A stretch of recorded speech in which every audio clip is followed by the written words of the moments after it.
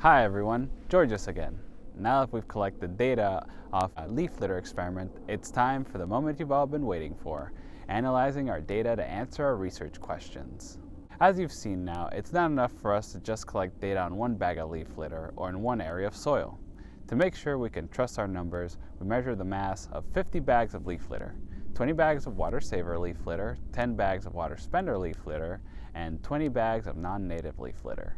We also used those soil moisture meters that we built and coded to take 3 different soil measurements in each of our 5 plots, which included 3 treatments: areas seeded with water saver plants, areas seeded with water spender plants, and areas where we didn't restore the area at all and left non-native plants in place. Lastly, leaf litter bags filled with both water saver plants and non-native plants were placed in areas seeded with the opposite type of plants, so we could see if there was a difference in the decomposition within restored versus unrestored plots.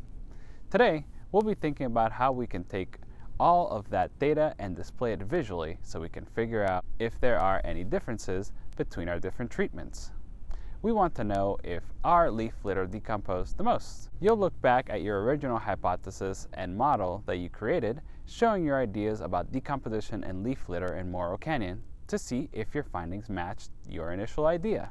Your first task today will be to create graphs that will help us compare the decomposition rates, soil moisture, and effects of restored versus unrestored plots on decomposition in our different plant treatments, those being water savers, water spenders, and non-native leaf plants.